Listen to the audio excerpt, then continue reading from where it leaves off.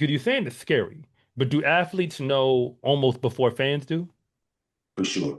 You start to question, it's like questioning your mortality, man. You start to really think, is it over? You know your body. Like this is the thing that you've mastered like your body and performing with. I use these same abilities all my life. And so when something ain't, I can't hit that same gear, or I can't get into that gear as easy, or I can't stay in that gear as long. Like you just know there's something inside of you. Like I just know I can't get out of this route as quick. I can't move as fast. I can't get full speed or explode like I want to. You can't do what you used to do.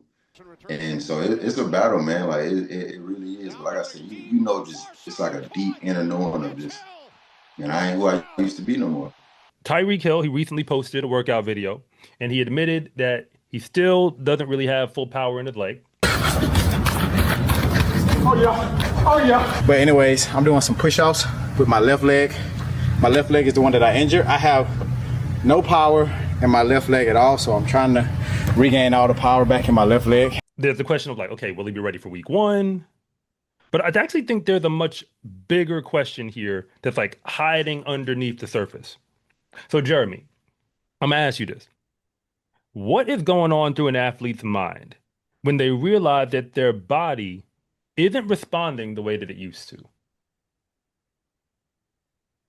Man, that's like you start to question, it's like questioning your mortality, man. You start to really think, is it over? Like, will I ever get to be who I'm built my life around being a famous athlete, being a star athlete, being the guy? Like it's doubt. You start, flirting with insecurity. You start worrying about other people, how they think about you. Is they gonna respect me and see me the same way? So that injury, man, that it makes you question everything. But see, I got that lean in though. Would you Mhm. say that, I know you're saying it's scary, but do athletes know almost before fans do? For sure. I would say for sure. It's a little bit in denial, but I think for certain, we know way before the fans do for sure.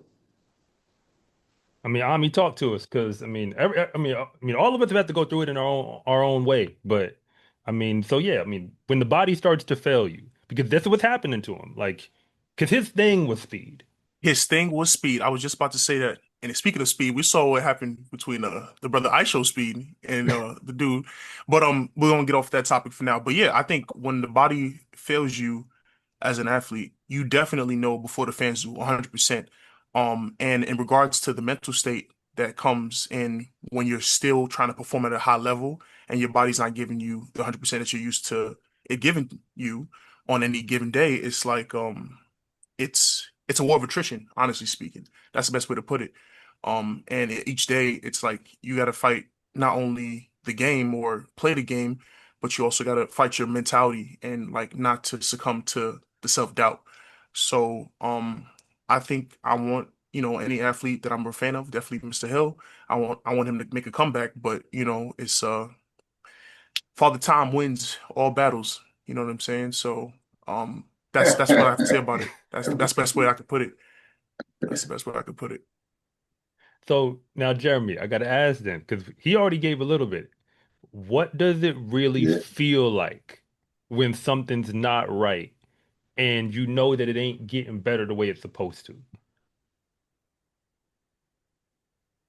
Man, it's a real tricky thing to explain. It's like it's almost like you feel it in your soul because like you know your body. Like this is the thing that you've mastered like your body and performing with it. Like this your tool. It's your tool for success. Like since a kid, I know my body. I've used these same abilities all my life. And so when something ain't, I can't hit that same gear, or I can't get into that gear as easy, or I can't stay in that gear as long. Like you just know, man. It's like a deep knowing, and the longer you fight with it, that being in denial, bro, like you make it worse in a sense, but it's just something inside of you. Like I just know I can't get out of this route as quick. I can't move as fast. I can't get full speed or explode like I want to. And you think it's mental, but a lot of times it's like, nah, man, it's physical and mental. Like you can't do what you used to do. And so it's a battle, man. Like it really is. But like I said, you know, just it's like a deep inner knowing of just, man, I ain't who I used to be no more. Now, before we leave this, then I want you to take us a little bit more inside an NFL locker room. So let's say somebody's Yeah. coming back from injury.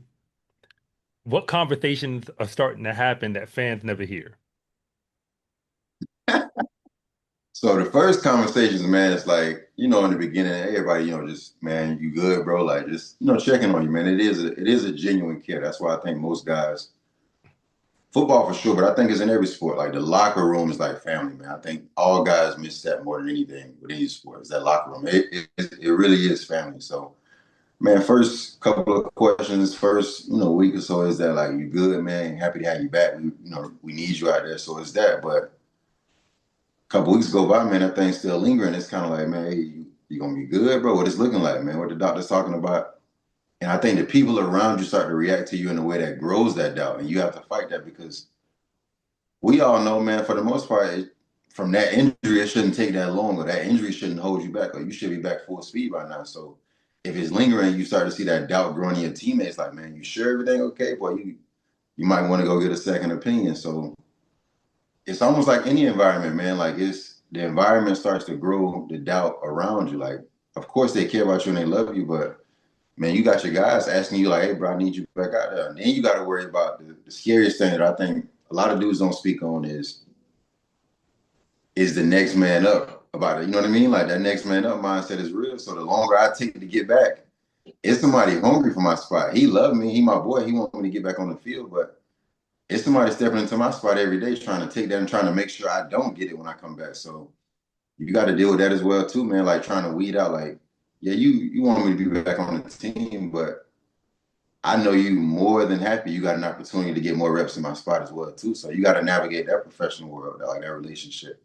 So it's real nuance, man. Like you got to be mature, you got to be secure who you are, but you also got to understand it's a business, and man, business don't stop for nobody. Now, I'm gonna throw this out then. Let's go, Ami. Do you honestly think that players lie to themselves a little bit when they're on the comeback? Absolutely.